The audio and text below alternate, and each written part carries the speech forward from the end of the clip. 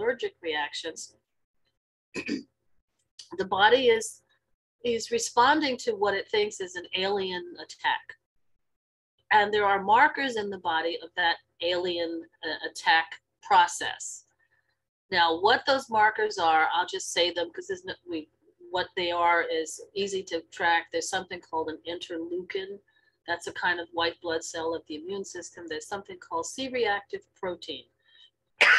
Excuse me. So, isn't it fascinating to find out that certain foods are associated in an elevation of those same markers that are present when the body is responding to a virus or a bacteria, or again, unfortunately, an allergic response or an injury. So we do not want foods to treat our bodies like it has just been injured. Some of that is never going to be something we can do without or avoid completely, but we want to minimize it. So it turns out that foods, notably plants, so here we are with our plant-centered focus, have significant anti-inflammatory properties. Tea. So let's talk about what some of those properties are. And here is a representation of it. So there are these things called dietary inflammation scores. And if it's a negative, that's good. So a negative 0.45 or a negative something. So look with me at where the biggest numbers are. Oh, well, that's big. I didn't mean that kind of big. I'm getting excited, right? Okay, so here's big numbers. 0.78 for tomatoes. That's an anti-inflammatory score. In other words, when you eat tomatoes, because of things that are naturally found in the tomato, pardon, your body turns down the inflammation process. The 0.78 is like a superstar. You got to like hold that out there as the gold standard. Okay, after that, apples and berries. Doesn't mean you have to go find a special apple, but all apples. By berries, we mean strawberries, blueberries, even wild berries. All the berries seem to have substances in them, not just the fact that they see, but also anti-inflammatory, where they turn down the inflammation markers. After that come the deep yellow vegetables at a 0.57, yellow and orange. And where do we find those? Again, my image is going to the farmer's market or your own growing your garden.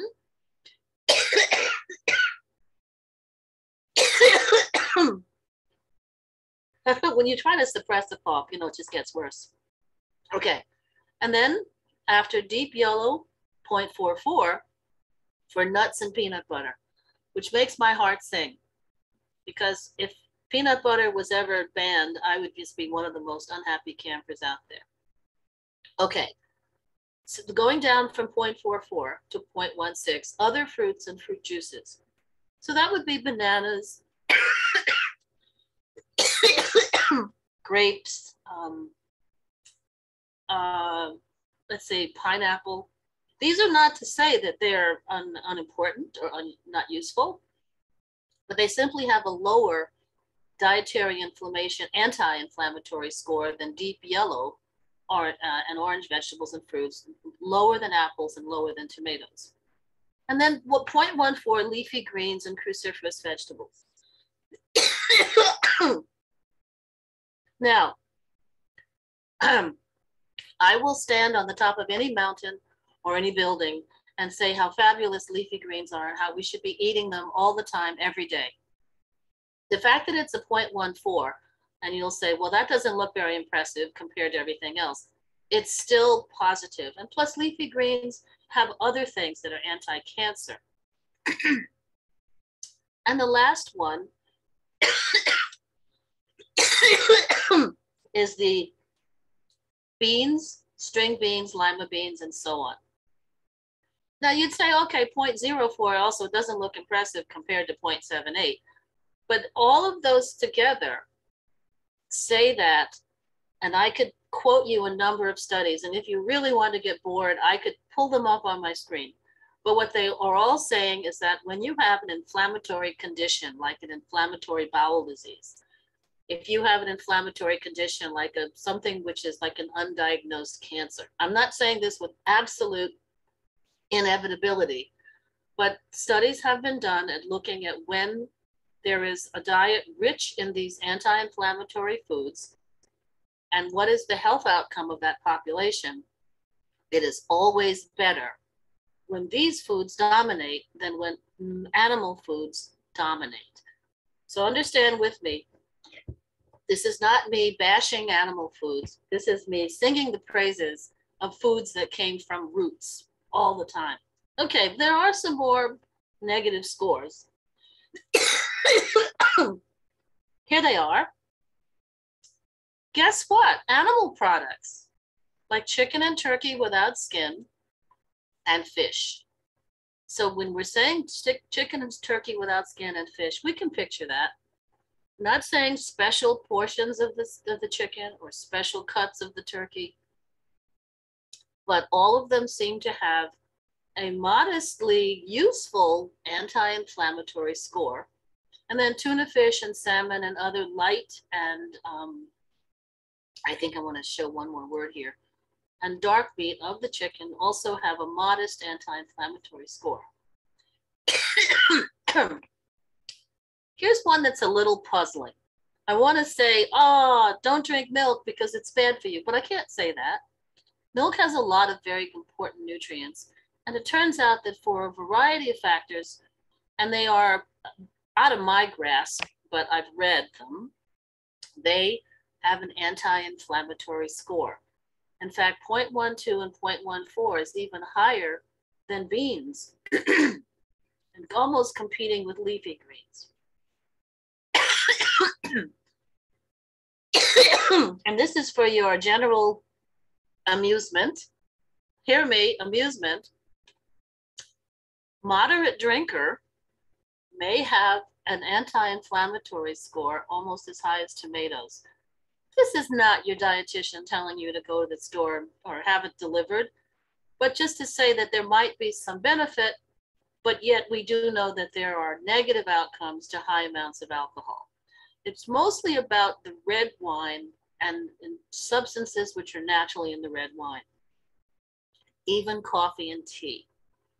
Amazing. So if you had a glass of wine last night and you had a cup of coffee this morning, and at some point during your day, you're going to have some apples or tomatoes or a deep yellow or orange vegetable or some peanut butter or rice and beans, you have mastered the plant-based magic of anti-inflammatory foods.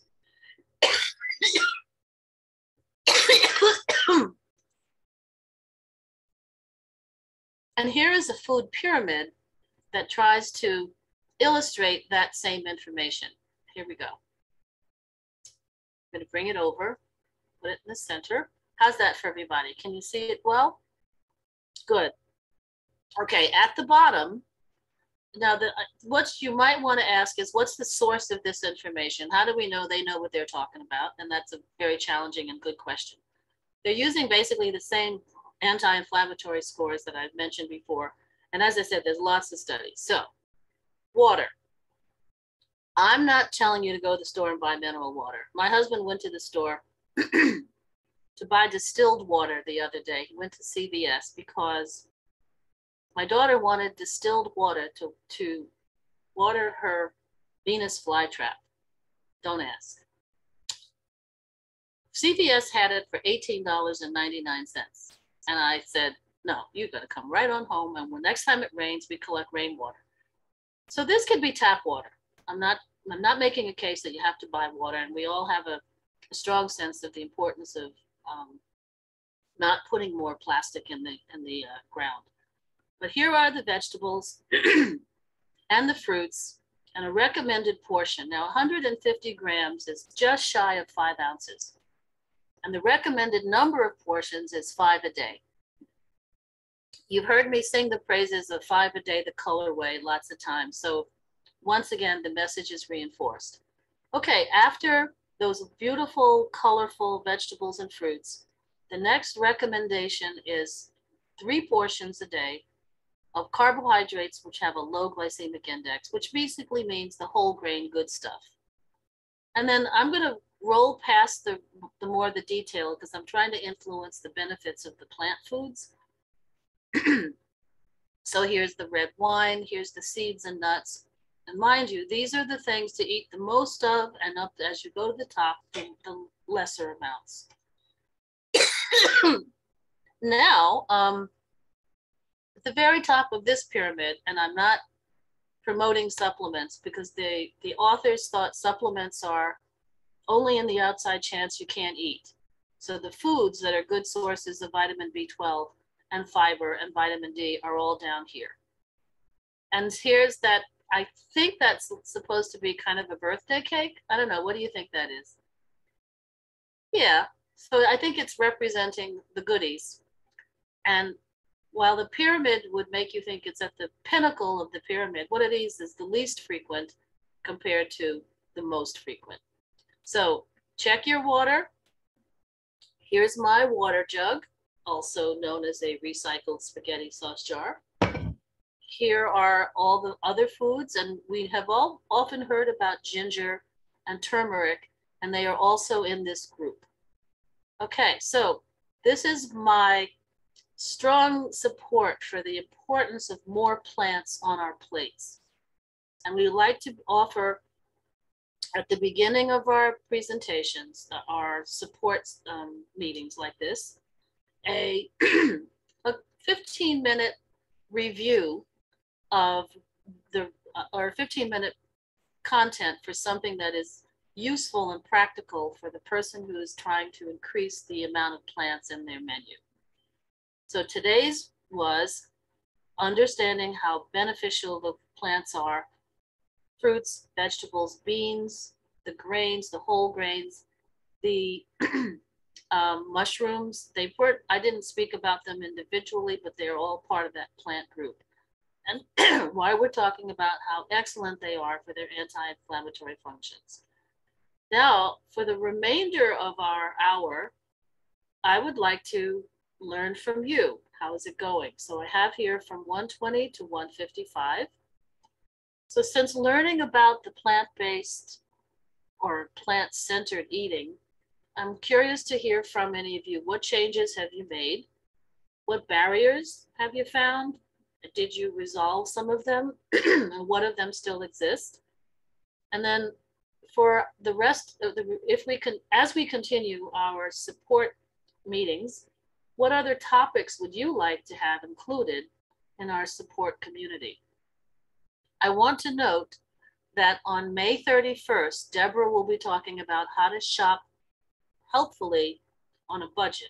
And we'll also cover at a future date, cooking for one with a plant-centered focus. So I'm going to open it up for anyone who wants to describe what they've been doing. Do you have a new recipe? I mean, we would love to spotlight everyone who has been using, extending their general menus with more plants in order to see if anyone else can use the same ideas or how we can problem solve while we're here together now. Or if you have any questions about anti-inflammatory markers and the benefits of Okay, so we have, I'm going to stop your sharing if that's okay, so we can all see each other. That's just fine. Okay.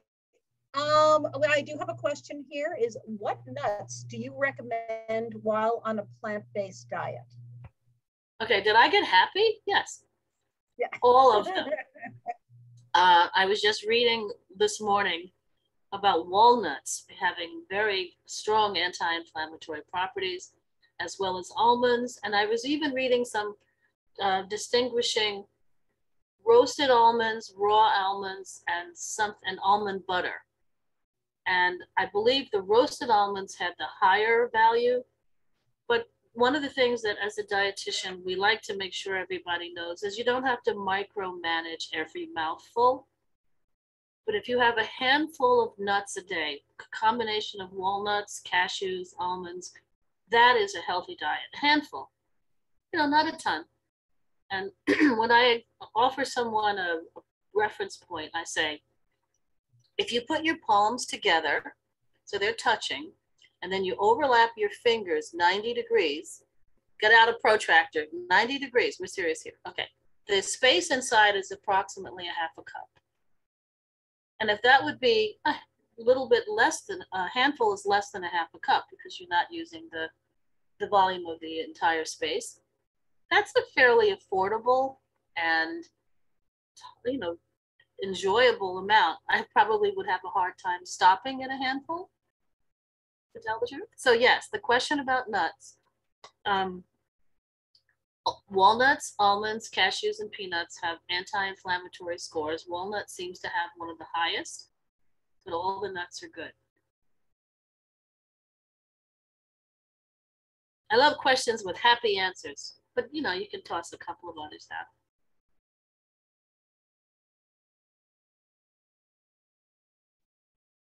I would share my tea with you, but you know, it's going to make my keyboard awfully sticky.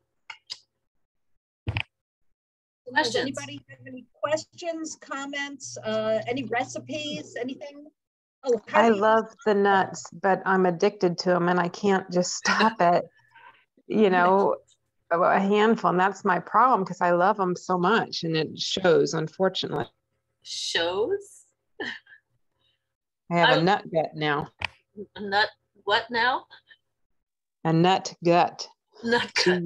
Oh, I love that. I make a joke sometimes. I see that they say Obama eats 6 nuts a day, almonds a day. Why not? If that, I mean, there really is research that gives you that quantity and some benefits from it to lower your low density lipoprotein, which is called the bad cholesterol. But when I start, you know, everyone gets an itch on the back and you can't quite reach it. And you want to go to the doorway and do this. And I say to myself, you know, I've been eating so much chicken. I'm sure this is a feather trying to sprout. I just know it.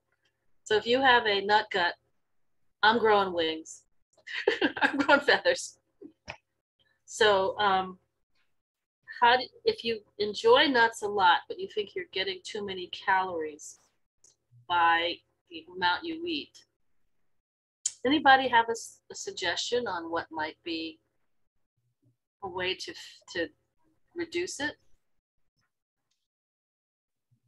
I don't. I feel like I don't want to give you negative feedback. I want you to eat those nuts. I have a very similar problem, and I found that if I portion them into little baggies, depending on the nuts, and that's all I allow myself for the day. Sometimes, not always. I can stick with that, but at least I know that's all I should be eating in the course of a day, and it's never enough. You're absolutely. That's a great one. Yeah, good self-control. I've done that, and I've just torn through all the bags and just eat. Yeah, that happens to me plenty often too. Thank you. That reminds me, Maudene, of an exercise we took one time when we were doing mindfulness. So rather than, you know, because I love nuts too, and I love the idea of portioning them, but also to actually chew it and feel it and think about it and be mindful that you're eating a nut. You'll eat less nuts. That's supposed to, you know, to appreciate the nut for its flavor. A lot of us tend to just pop them like popcorn, you know. Yeah. So that's what I was just thinking about, using a mindfulness exercise when we're consuming nuts. That's both of those suggestions. I can remember, I guess it was Weight Watchers, today known as WW, used to recommend putting putting the portions in Ziplocs so that you kind of have a barrier between you and the next time you eat. And then I was also at a workshop one time where they gave us raisins, and we had like 4 raisins in our hand. I was like, what are we gonna do with this, you know? So the suggestion was to put 1 raisin in your mouth and hold it there for 60 seconds. Don't do anything, just hold it there. And after 60 seconds, kind of move it around. And the person who was leading the workshop was kind of giving you okay, now you can do this. And it actually worked the same way as what Andrea just said. You have the same, you maximize the experience of the flavor to all the taste buds, because you have taste buds in your cheeks. They're not just on your tongue. You can feel all, you can taste all over your mouth. And when you have maxed that, because you can put 20 raisins in your mouth and you won't taste more than you do with one. So that's an excellent suggestion. Thank you for putting the mindful part together.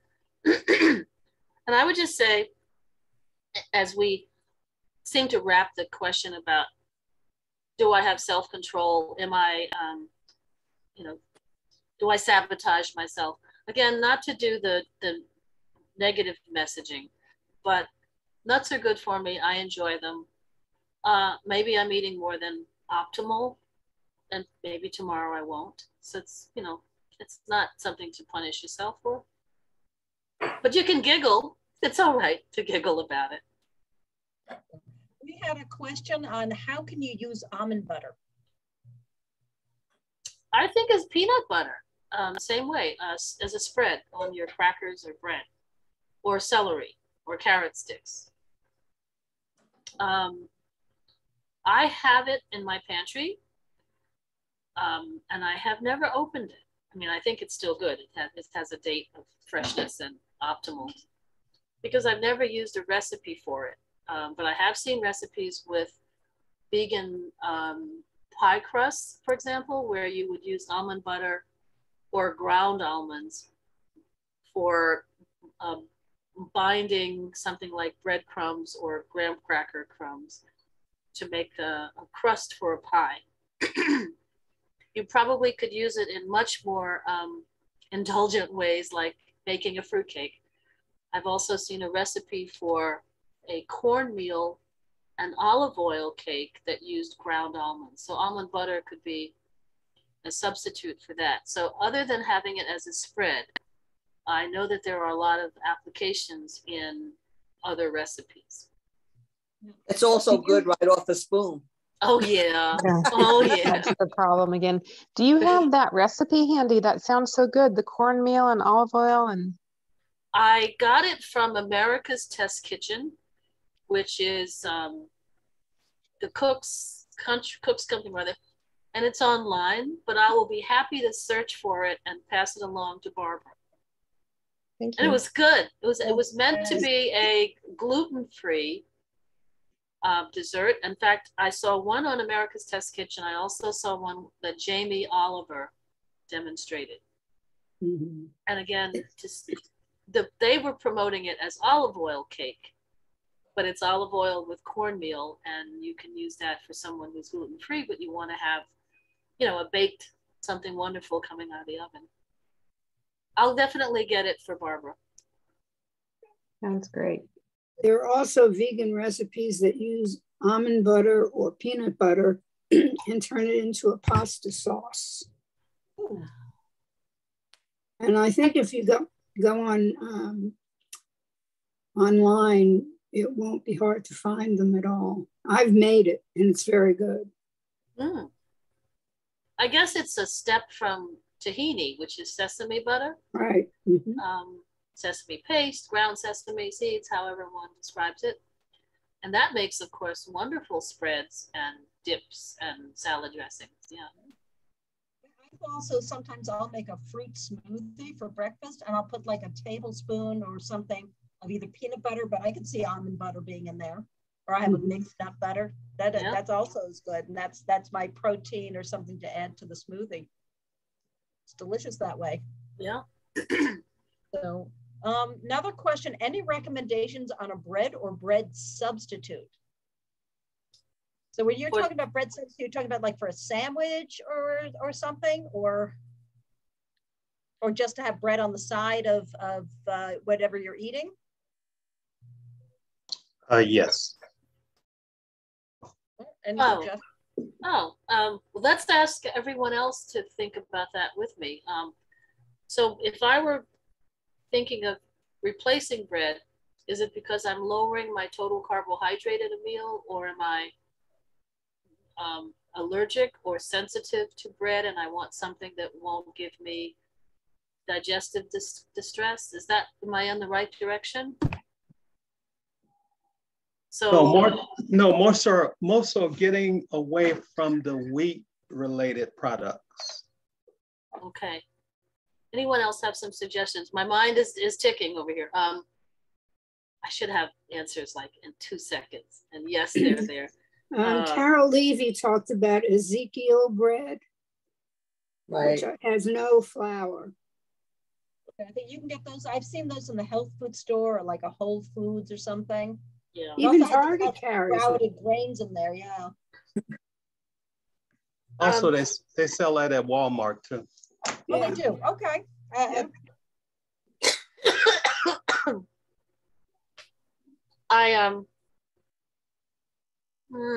So I'm thinking of something a lot more creative and fun, and I'm writing things down to kind of give myself a flow chart of what I would do. So some people take Parmesan cheese and let that bake on a piece of foil in the oven, and that comes up like a little crisp. So if that was taking away bread / crackers, that might make a substitute. You can also use large green leafy greens to replace bread. Do a roll up or something like that with a leafy green, either a lettuce or a why am I blanking? Like a romaine. A collard green. Something green. Excellent idea. That's like famous from the Atkins and the keto community. And I don't argue with them because they have great ideas. So yes, and I've watched a number of times and I do it at home myself, but I do put my romaine lettuce or my leaf of whatever in the microwave for a while to wilt it. And then when you try to roll it, it doesn't crack. I've used collard greens that way, even by parboiling them or something, so that they're more flexible, pliable, and they make a strong enough thing to hold almost anything you might want to stuff inside of it. Again, you could put peanut butter or almond butter in there if you want to. That's 10 points to you're reminding us all that the leafy greens are good for rolling, becoming a wrap of a sort. Replacing pita or replacing tortilla or replacing, a sandwich slice. How's that sound to the person who's asking? Sounds great. Thanks. Okay. There's got to be like 50 more answers. I'm just, you caught me. All right. Well, I did get a few other answers online, and thanks to those other participants. Yes. Oh, good. Yes, Maudene. I put in almond butter on apple slices and almond butter on celery. Yeah. Celery is so weirdly bitter and stringy that you'd say, who ever looked at that and said, I'm going to eat you? Kind of like, what's that other one that has you have to peel them off and run them on your tongue? But once you have celery with something else, it's like the perfect balance with peanut butter or almond butter. Yeah. I'm trying to think of the other word for that other vegetable that's everybody loves to dip in butter and tear off the little pads of. Artichoke. That's the one. Okay. So the only thing about artichoke, I read in a food science journal that it does something with altering your flavor perception for other things. So you shouldn't serve artichokes at a fancy schmancy cocktail party. So if you're having a fancy schmancy cocktail party, I don't mind being invited. But in the meantime, don't serve artichokes because it might make the wine taste funny or something like that. It alters taste perception. So everyone's good with what you're doing in your plant-focused strategies these days. Almond butter seems to have kind of flourished into some other questions about replacing bread and recipes to incorporate it, since we know nuts are so good for anti-inflammatory, also for protein. Any other thoughts out there? For your fancy schmancy cocktail party? Or not? What are your thoughts on pistachio nuts? Also good, all good. I could show you an article that I was reading earlier, really earlier this morning, that only came in my email today from a colleague, in which different nuts were compared for, I think the theme of this article was people in chronic pain and what foods were associated with minimal pain. And then there's another complementary article, people with other diseases. And this one team tended to focus on how the nuts and fruits and vegetables and mushrooms affect the microorganisms that inhabit our intestines.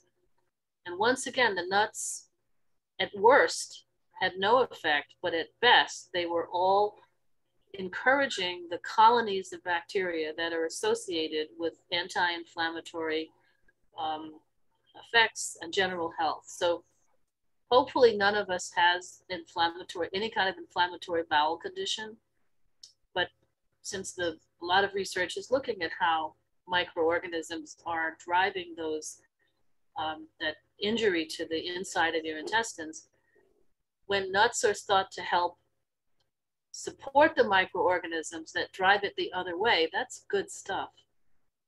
That's really good. Of course, someone might have an allergy to a nut, or people are often given advice if they have had a history of, I can't, the word is right here. It's right here. And I'm just trying to get it out. You're not saying diverticulitis? Yes, that one. You know, I'm actually picturing an illustration of it from a textbook. I was thinking that thing, but you can't see the textbook while I'm here. Okay, yes, people are advised not to eat nuts or things with seeds because they're thought to fill in those pouches. But that's not absolute. It's not controversial. It's just not absolute that it's going to make a difference for anyone with a history of diverticulitis. Although if anyone has ever had it, you never want a second flare-up. You'll do anything. You'll live on water if it means you'll never get another flare-up. But so the nuts are probably more beneficial than not, even for them. Thank you for helping me with my vocabulary today, everyone. It's a good crowd. It is. Here from Dale, would you address how, if, which seeds, pumpkin, etc., are helpful? So seeds separate from nuts. And now the answer is going to be more vague. I think pumpkin seeds, sesame seeds, chia seeds, all have beneficial properties. They have all been looked at for their fiber content, for their omega-3 fat content, for their support of microorganisms, colonies of microorganisms that are beneficial. I don't have, however, a ranking of this has the highest of outcomes and this has less and less and less, but they're all good. That's probably information that exists, and I probably can find it and share it with Barbara. But I would say off to the side, you don't have to micromanage every mouthful. If you like pumpkin seeds and you don't like chia seeds, then leave the chia seeds out. It's okay.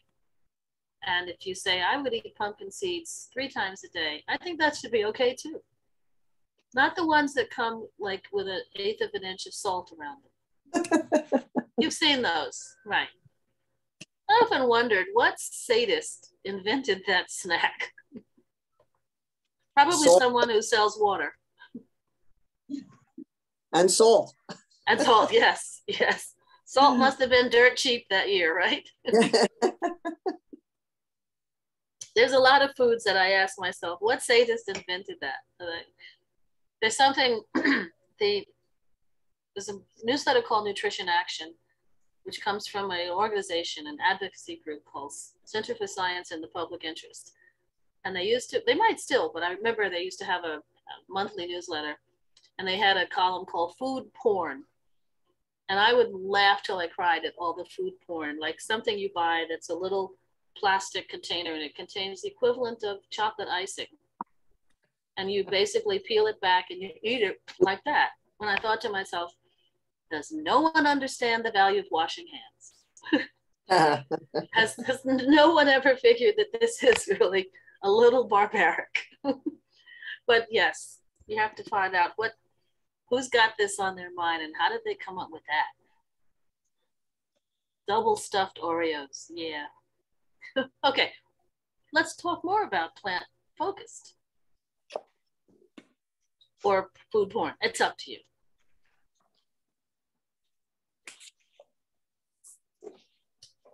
Questions? Because we have about 15 more minutes. Petronella, a wonderful dietitian and also registered nurse who is with RSS, had suggested that we might even try a game, which was something that I hadn't done before. Some kind of a hybrid between a crossword puzzle or not quite a Jeopardy, but something that could engage everybody. We might do that next time. But I'd also like to know what topics you'd like to hear about next time. Remember, Deborah will cover in the intro for the next support community meeting, eating on a budget, eating healthfully, plant-based foods on a budget, or with the cost in mind. Any other topics that you'd like to hear covered? Cooking for one. That's, Barbara, that's also on our schedule, correct? We're going to actually have an entire workshop just on that. So it'll Great. be a full hour. Yeah. So many of these recipes, you end up with 6 meals from one recipe. That's it. Unless you have a calculator that can divide everything. And you have to remember to do it all, right? Or have a really big freezer. Yeah. Right. So Or I think neighbors. that's something that's important. And I think I might have a couple of recipes. I'll see if I can put more recipes on the website that are really portions for one, and I'll mark them. Yeah, there are a lot of recipes that you can get online. I mean, it's like endless, but most of them, you know, a pound of pasta. Well, who's going to eat a pound of pasta? Don't tempt me. With almond butter. No. Right. Yeah, right, with almond butter. I mean, you can Google, if you add recipe for one person, they can have it. You know, you just have to be specific when you're Googling. Yeah. Yeah, but you know, when you're looking for something specific like vegan recipes, and now you're trying to get it down even smaller, it's not that easy, but there's a ton of recipes. No, I agree. And even I looked into some of these food delivery companies, and that's also just too much food. Really? Well, so they say it's, you know, they'll send you a portion for 2 people. I'm very small. I don't eat that much. So for me, it would be for 4. And then they want you to buy, you know, 5 or 6 a week. So that doesn't work either. Is there a neighbor that you could join and share the delivery? Nah. I get it. It's hard to do. It's hard. It is. So cooking seems the obvious thing to do. And I like to cook. But the recipes have mostly just been outrageously big. Too big.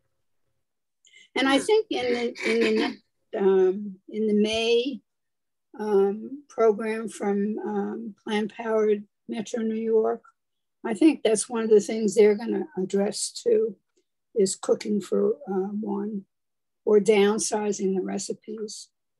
Good. Okay. It's hard to even buy small quantities sometimes. Right. Yeah. I have a question. Can you hear me?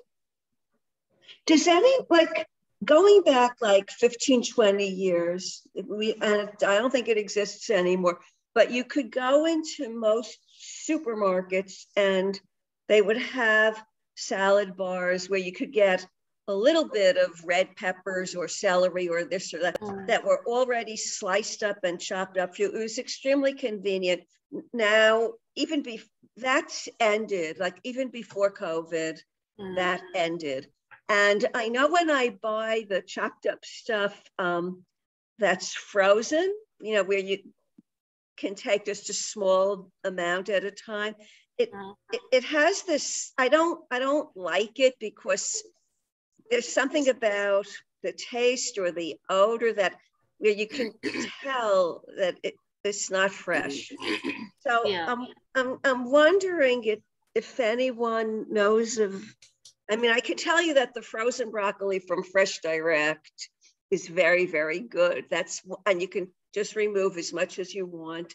I strongly recommend that one. But in general, like, does anyone know where you can get fresh vegetables that are already cut up and sliced up for you? Because that's my biggest obstacle to cooking with vegetables is that, you know, my hands just don't work as well as they used to. And I have a tiny kitchen with no counter space, and I find it extremely unpleasant to do the slicing and the dicing and all that stuff. So I was wondering if like anyone knew of any stores or markets that still sell stuff that's prepared for you, you know. I'm trying to picture if I've seen it at like Target. a sous chef.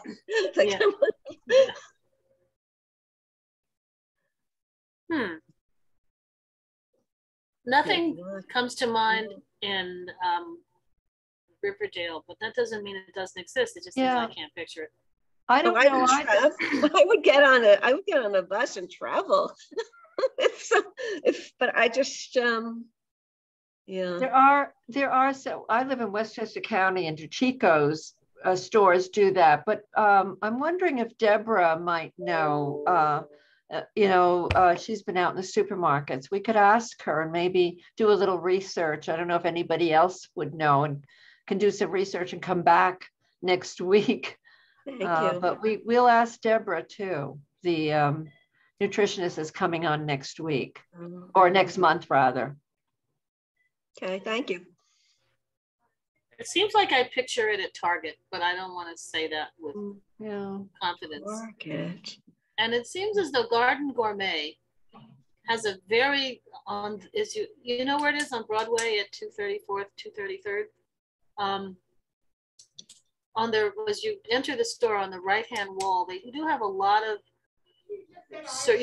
ready to eat stuff. And I wonder, do they have like salads that are assembled by they demand? used to have a really good thing where you could have a salad custom made for you, and they would throw in whatever you wanted, and it was all, so everything was already chopped.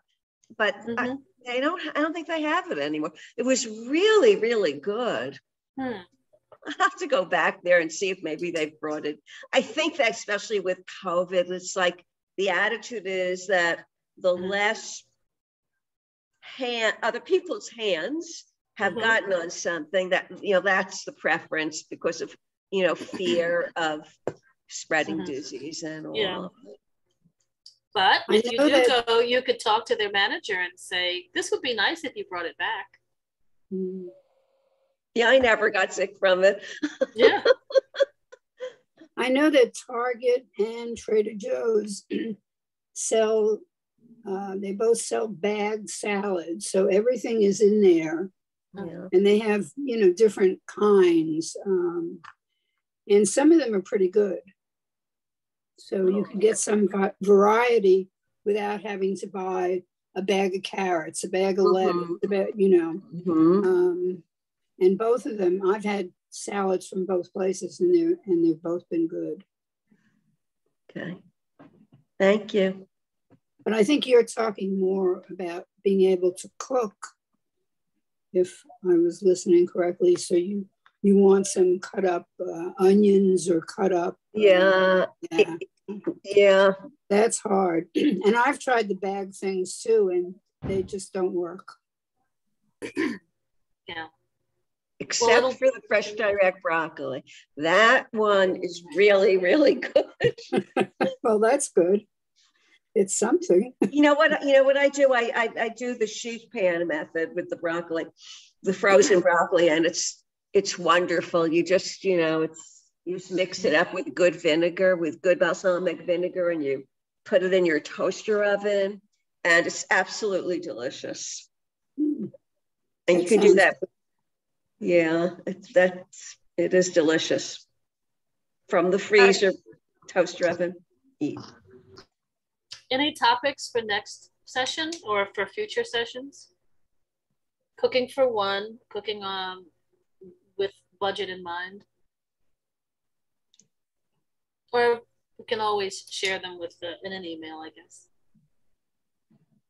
Any thoughts that you would like to discuss or find a topic? You can always email me at food@rss.org.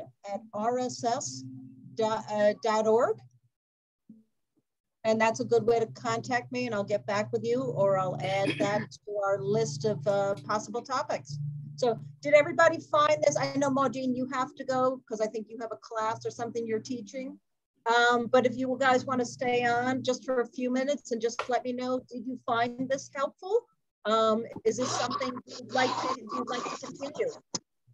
I think this was great. One thing I wanted to ask about was, so we talked about anti-inflammatory plants, but are there some that might be leading to inflammation that I might be inadvertently eating that's actually making me more inflamed? Yeah, they're kind of predictable. They're things that are made with trans fat. So that would be, you know, donuts and little pastries and things like that. And things that are high in sugar, like donuts and little pastries. So what about plants that I might be eating, or like I had even wondered about like the chicken and stuff, that supposedly good for me things, because I don't eat the garbage processed stuff, but that might be actually contributing to the inflammation when I think I'm eating something that's good for me. I haven't seen anything, but I know that there is it's beyond notion. In other words, there's some science, but it's not an absolute, that tomatoes may be the family of nightshade vegetables, which includes tomatoes, eggplant, zucchini, tobacco. There's at least one more, that they might bother people who may have arthritis. Peppers are in there too. Peppers, thank you. I know that was another. So my understanding is that it is something that if you remove them for a while and your symptoms improve, then in fact you probably are sensitive in some way. I don't know what the pathway is. And also that when they are fully ripened, like on the vine, they are not as bothersome. But so that would be the only one that comes to mind with is there a pro-inflammatory plant group? This is based on a few things, including the concept of something called lectins. But maybe I'll, excuse me. If I just nod my head, I don't cough if I talk. Okay, so that could be a topic that I could follow up with at a later chat, because when I'll do the talk in May on making sure your nutritional profile is pretty solid when you're on a plant-focused diet, I will include that. Are there a group of vegetables, or let's just say plants, that we should be cautious of? I'm making a note. Is that good? That's wonderful. Thank you so much. You did such a nice job today. Thank you very much. I'll attribute it to the tea. And I'm going to say farewell to everyone. Have a great week, and I look forward to seeing you all again.